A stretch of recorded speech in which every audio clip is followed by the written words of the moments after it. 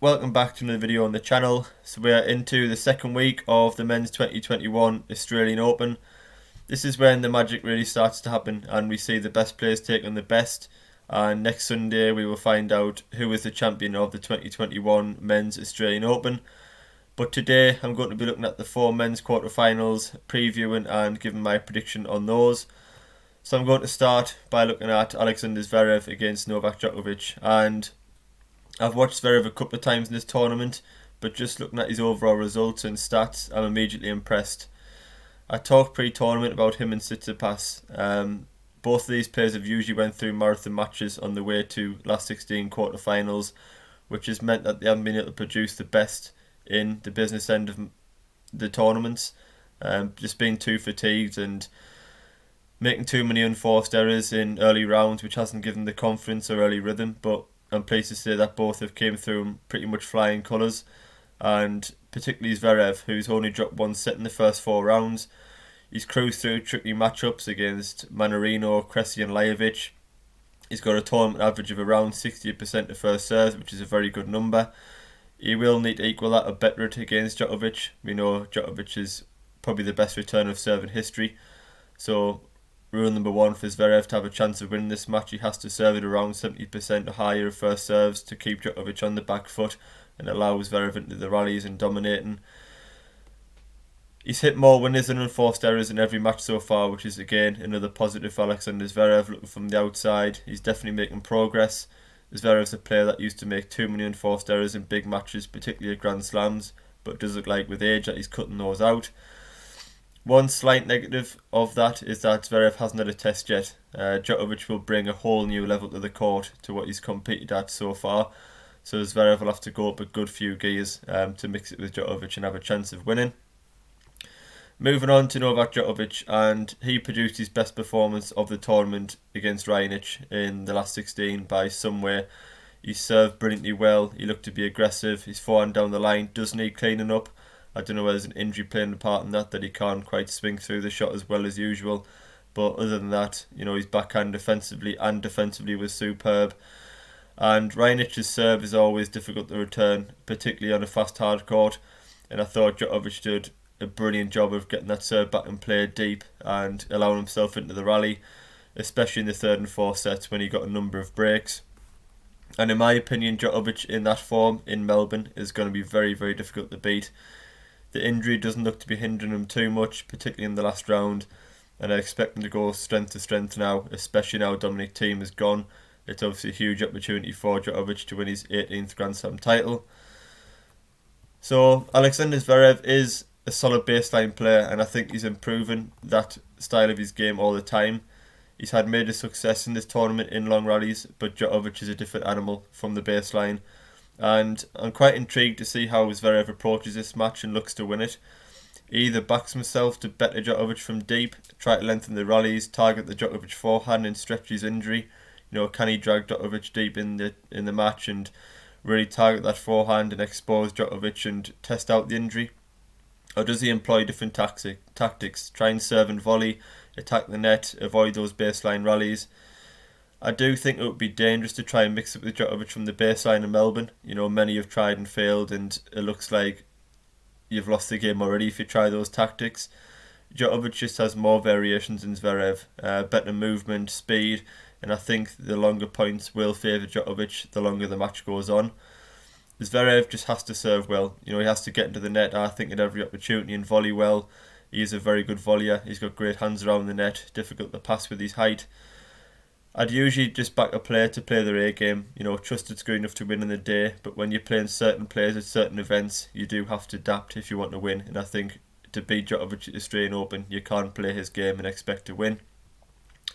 Djokovic's return game is key in this one. I feel if he can return deep and make points neutral, he will dominate the majority of those points.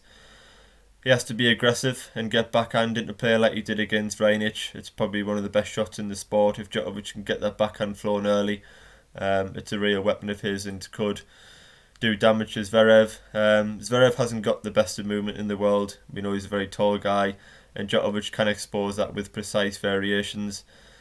He doesn't want to give Zverev short balls and second serves. The German is at his best when he's teeing off and attacking the net. So I think Djokovic has to keep him deep and running. I think Djokovic wins this one in 4 sets. I think it's a good matchup for Djokovic, particularly after playing another big serve in Raonic in the previous round. And I think that once Djokovic starts reading the serve, making those aggressive returns and putting pressure on that second serve as Zverev's, which can be vulnerable, we've seen that in the past, I expect him to break through the Zverev serve a number of times. And Djokovic has just been serving so well, hitting winners brilliant in this event, mixing defence and attack, and I don't think Zverev has got the weapons to stop the attack of Djokovic, so I'm going to go with Djokovic in 4 for that one. So up next is a battle of the Russians between Andrei Rublev and Daniil Medvedev. Kicking off with Rublev, who is into his 4th Grand Slam quarter-final. He hasn't managed to win one of these matches yet, so will this year be the year? Will remain to be seen. He's up against Medvedev, as I say, who many people are backing to win this event. One thing about Andrei Rublev that will stand him in good stead in this match is that he knows how to win big matches. He won 5 ATP titles in 2020, so I don't expect nerves to be a problem or him to put in a poor performance down to the magnitude of this match. He's a player that looks to handle the pressure and seems to thrive in these big matches.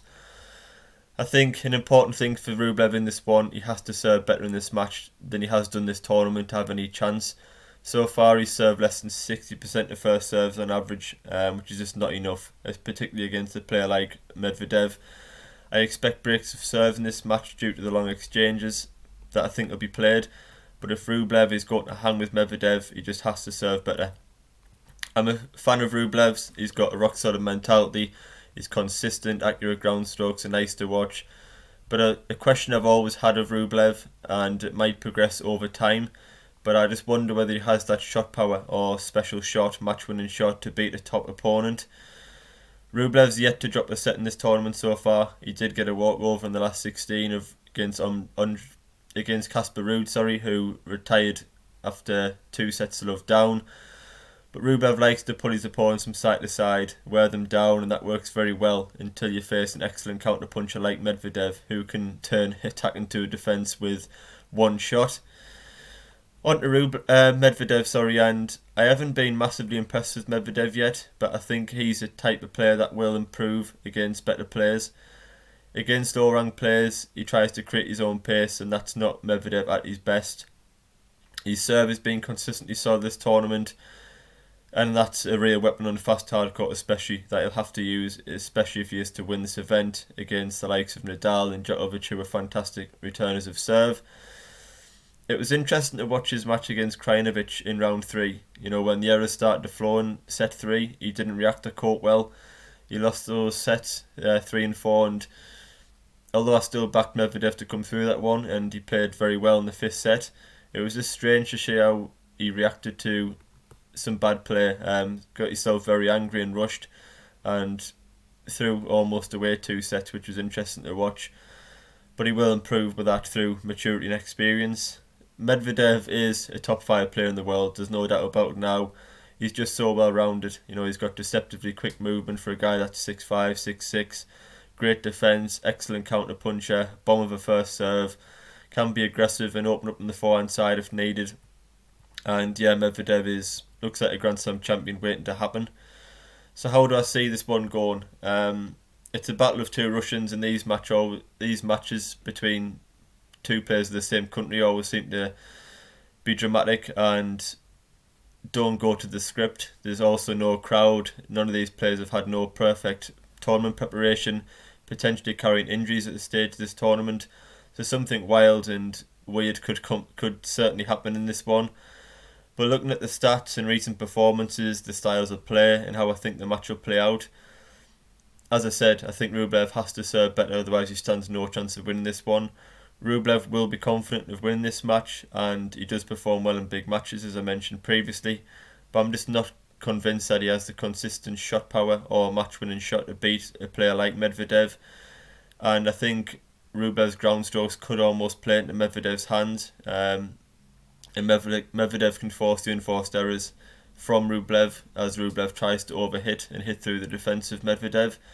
And I think as long as Medvedev serves well, sticks to his defensive counter-punching style and doesn't get dragged into a battle with Rublev. I think he wins this match comfortably in 4 sets. So I'm going to move on to Stefanos Tsitsipas against Rafael Nadal, which could potentially be match of the tournament so far. Tsitsipas was my pre-tournament outside pick. He received a walkover in the last 16 against Berrettini, who unfortunately had to retire through injury. So by the time this match comes around, Tsitsipas won't have played a match for 4 days when he takes on Nadal.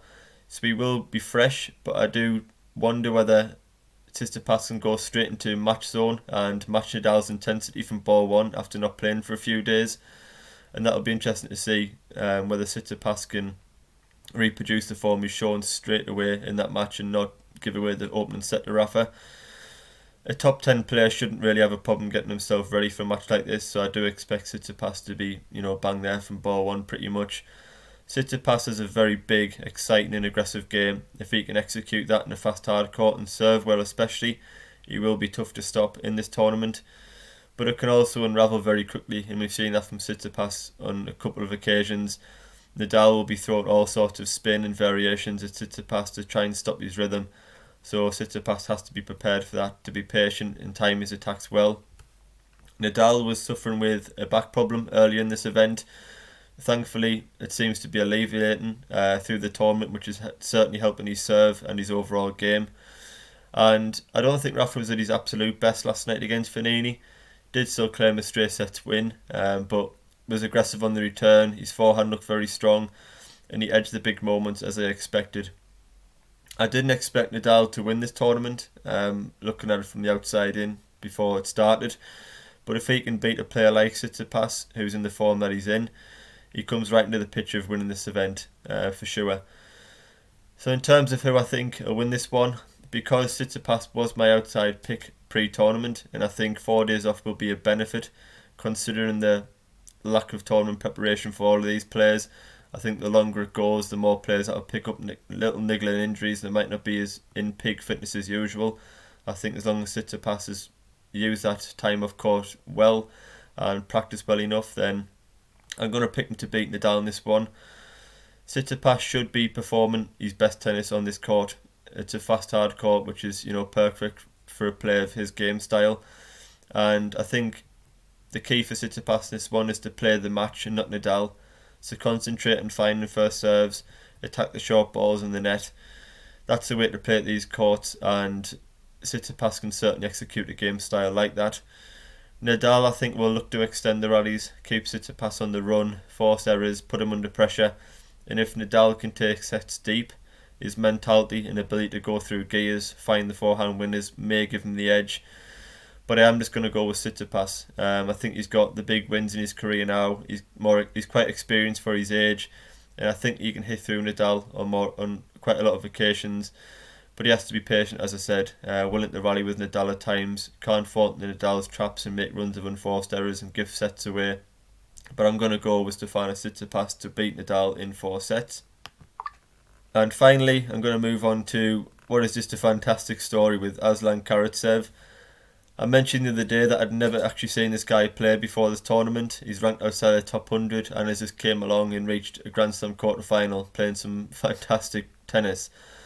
I've been thoroughly impressed with him, and as I say, it's a great story. He lost just 1 game against Gerasimov, I think, in round 2. Beat Diego Schwartzman in straight sets in round 3.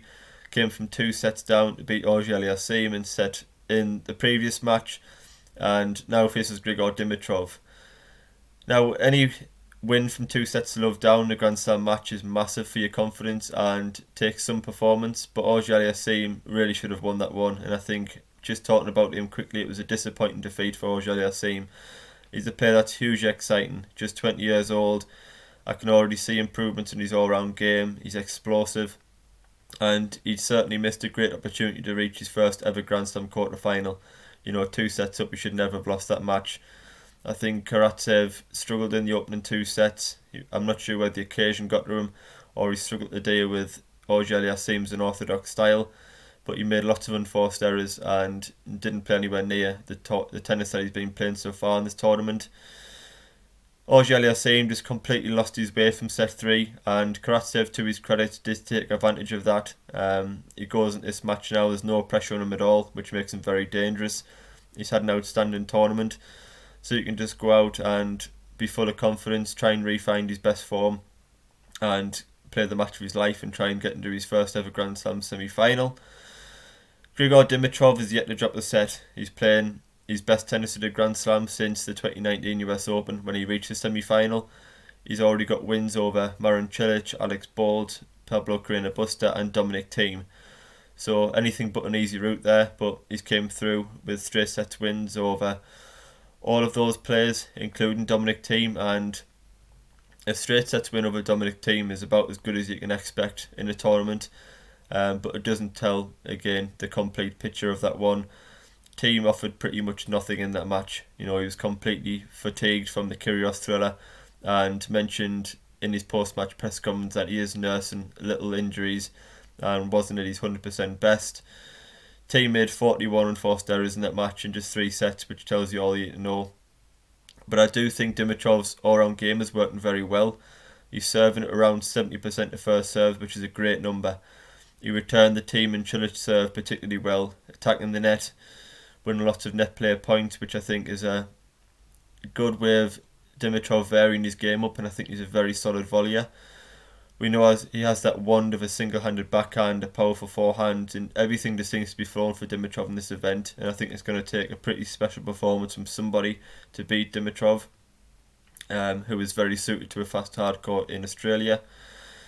In this one, I think the Karatsev fairy tale comes to an end eventually. As impressive as he was against Gerasimov and Schwartzman, Auger-Aliassime, as I mentioned, was cruising at 2 sets up and presumably got nerves and the momentum quickly shifted.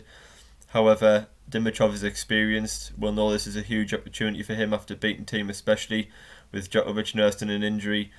I expect Dimitrov to take huge advantage, and as long as Dimitrov continues to serve and return well, he should dominate the long exchanges in my opinion, and especially with the variations on his single-handed backhand and his ability to attack the net and finish points quickly, I think you'll have too much for Karatsev. So I'm going to go, again, another 4-setter and predict Grigor Dimitrov to reach the semi-finals in 4 sets. So that's all for my men's preview and prediction video. If you have enjoyed this one, please leave a like. If you do want to come up with your predictions in the comment section below, that would be appreciated. I'm always interested to see what everyone thinks. Please like and subscribe, and I will see you on the next video.